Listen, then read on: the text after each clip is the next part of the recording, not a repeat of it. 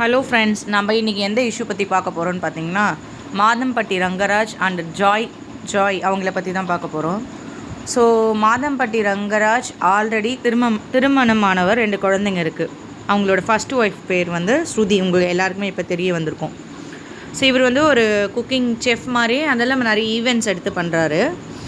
So நிறையா கொஞ்சம் ஃபெமிலியரான ஒரு பாப்புலாரிட்டியான ஒரு செலிப்ரிட்டின்னு கூட சொல்லலாம். ஒரு ஃபெமிலியரான ஒரு பர்சன் தான். ஸோ ஒரு மூவி ஆக்ட் பண்ணியிருக்காரு, மெஹந்தி சர்க்கஸ்னு. அதுக்கப்புறம் வந்து குக்கிங் ஷோக்கு ஜட்ஜாக வந்திருக்காரு, குக் வித் கோமாளிக்கு. நெக்ஸ்ட்டு வந்து நிறைய பெரிய பெரிய ஈவெண்ட்ஸு பண்ணியிருக்காரு. ஸோ இவர் எப்படி இப்போ வந்து செகண்ட் மேரேஜ் பண்ணார் அப்படின்னு பார்த்தீங்கன்னா, அவர்கிட்ட இருக்கிற காஸ்டியூம் டிசைனர் ஜாய் அவங்கக்கிட்ட லவ் ஏற்பட்டு அப்படியே வந்து மேரேஜ் பண்ணியிருக்காரு. ஸோ இதெல்லாம் பண்ணதெல்லாம் ஓகே. 2 பேருமே வந்து லீகலாகவே இல்லையே. ஃபர்ஸ்ட் ஆஃப் ஆல் நான் யாரையும் ப்ளேம் பண்ணல, யாரையுமே வந்து இது சொல்ல. பட் நியூட்ரலாக பார்த்தோன்னா 2 பேரோட இவரும் ப்ராப்பராக டைவர்ஸ் வாங்கலை. ஸோ அவங்களும் வந்து ஆல்ரெடி டிவோர்ஸ்டு. ஸோ இப்போ இவர் ப்ராப்பரான டைவர்ஸ் வாங்கினாரா இல்லையான்றது அவங்க கேட்டுக்கவே இல்லை. இவங்களோட எக்ஸ் ஹஸ்பண்ட் வந்து ஒரு டைரக்டர், பொன்மகள் வந்தால்னு ஒரு மூவி டைரக்ட் பண்ணியிருக்காரு. ஸோ அப்படி இருக்கும்போது அழகான ஒரு ஃபேமிலி ரங்கராஜனுக்கு ஆல்ரெடி இருக்குது. அப்படி இருக்கும்போது எதுக்கு ஒருத்தவங்க லைஃப்பில் போயிட்டு டிஸ்டர்ப் பண்ணி தேவையில்லாத இப்போ இஷ்யூஸ், அவரோட ஃபேம் எல்லாமே குறையுது. அது இல்லாமல் அப்படி ஒரு லைஃப் வாழணுன்னா ஃபஸ்ட்டு ஒய்ஃப்க்கு ப்ராப்பரான ஒரு செப்பரேஷன் கொடுத்ததுக்கப்புறம் வாழ்ந்துடலாம்.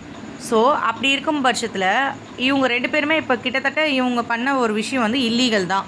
அது எந்த விதத்துலேயும் வந்து யாருமே சப்போர்ட் பண்ண மாட்டாங்க.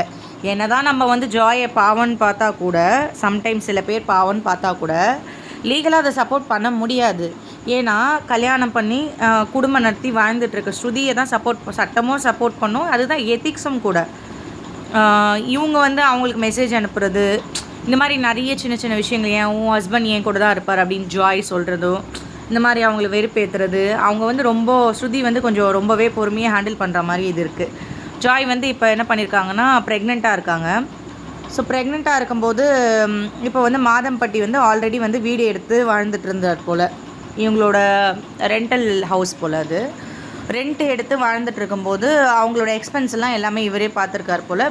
இவங்க என்ன பண்ணியிருக்காங்கன்னா, அவரை நம்பி டோட்டலாக வந்து ஒர்க்கு எல்லாமே வந்து ப்ரொஃபஷனை அப்படியே வித்ட்ரா பண்ணிவிட்டு அப்படியே முழுக்க அவர்கிட்டயே வந்து ஒரு கிட்டத்தட்ட ஒரு ஸ்லேவ் மாதிரி அவங்க வந்து தன்னோட லைஃப் அவர்கிட்ட வந்து டிபெண்ட்டாக இருந்திருக்காங்க. அப்படி தான் நான் என்னோடய பர்செப்ஷனில் பார்க்குறேன். ஸோ லைஃப்பில் எப்போவுமே வந்து ஒரு மேரேஜ் பண்ணுங்க, தப்பே கிடையாது. பட் லீகலாக பண்ணிக்கோங்க. யாருக்கும் எந்த வித துரோகமும் இல்லாமல் லீகல் செப்பரேஷனோட வாங்கி அது பண்ணுறது தான் நியாயமான ஒரு எத்திக்ஸு, நல்ல ஒரு ரோல் மாடலும் கூட. செகண்ட் மேரேஜ் பண்ணலாம், தப்பே இல்லை. பட் ஆனால் வந்து லீகலாக பண்ணணும், அதுதான் இம்பார்ட்டனே.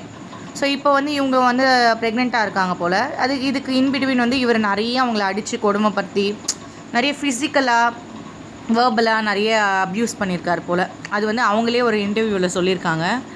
நம்ம என்ன தான் அவங்கள வந்து ஒரு சிம்பத்தியோட ஒரு இதுவோடு பார்த்தா கூட, பட்டு ஸ்ருதி தானே பாவம். ஏன்னு கேட்டிங்கன்னா, அவங்க வந்து 2 குழந்தை இருக்குது. இது தன்னோட ஹஸ்பண்ட் இப்போதைக்கு வரைக்கும் லீகலாக அவங்களோட ஹஸ்பண்ட் தான், ஸ்ருதியோட ஹஸ்பண்ட் தான். ஜாய் என்ன தான் தன்னோட ஹஸ்பண்ட் சொல்லிக்கிட்டாலும் லீகாலிட்டி அது கிடையாது. இப்போ அவங்க வந்து ப்ரெக்னெண்ட்டாக இருக்காங்களாம். அதை வந்து அந்த குழந்தைய அபார்ட் பண்ணு அப்படி இப்படின்னு சொல்லியிருக்காரு போல் மாதம்பட்டி ரங்கராஜ். அதாவது வெளியில் வந்து ஒரு நல்ல ஒரு இமேஜை வச்சுட்டு உள்ளுக்குள்ளே இந்த மாதிரி ஒரு கிட்டத்தட்ட ஒரு நெகட்டிவ் பிஹேவியர், ஒரு சைக்கியாட்டிக் பிஹேவியர் மாதிரி தான் இது இருக்குது. இது வந்து ஒரு டாக்ஸிக்கான ஒரு ரிலேஷன்ஷிப்னு கூட சொல்லலாம். ஸோ இப்படி இருக்கும்போது இப்போ வந்து அவங்க மகளிர் ஆணையத்தில் கம்ப்ளைண்ட் பண்ணியிருக்காங்க. இந்த மாதிரி வந்து என்னோடய ஹஸ்பண்ட் வந்து என்னை விட்டுட்டு போயிட்டாரு அப்படின்ற மாதிரி மாதம்பட்டி மேலே கம்ப்ளைண்ட் பண்ணியிருக்காங்க மகளிர் ஆணையத்தில். ஸோ எனக்கு வந்து ஜீவன காம்பன்சேஷன் வேணும், மெயின்டெனன்ஸ் வேணும்னு அவங்க கேட்டிருக்காங்க. ஸோ அப்படி இருக்கும்போது அந்த மகளிர் ஆணையத்துக்கு வரும்போது இவர் ஃபஸ்ட் ஒய்ஃப் வராங்க. ஸோ இவர் கை கோத்துட்டு ஜாலியாக ஹாயாக வராங்க. அவங்க வந்து கொஞ்சம் ப்ரெக்னென்சியில் அப்படியே தட்டு மாதிரி வராங்க. ஸோ இப்போ நீங்கள் 2 பேர் பண்ண தப்புக்கு ஏதோ ஒரு உயிர் அதாவது தப்பே பண்ணாத அந்த ஃபஸ்ட் ஒய்ஃபோட 2 பசங்க, ஃபஸ்ட் ஒய்ஃபும் அஃபெக்ட் ஆகுறாங்க. அது இல்லாமல் இப்போ பிறந்த ஆண் குழந்தை பிறந்திருக்கவருக்கு அந்த உயிரும் வந்து அஃபெக்ட் ஆகிருக்கு. ஸோ இவங்க பண்ண ஒரு இல்லீகல் ரிலேஷன்ஷிப்க்கு அந்த குழந்தை என்ன பண்ணும், ஆப்வியஸாக ஜாய் ஒரு இது என்ன பண்ணுன்றது தான் ஒரு கொஷினாக இருக்குது.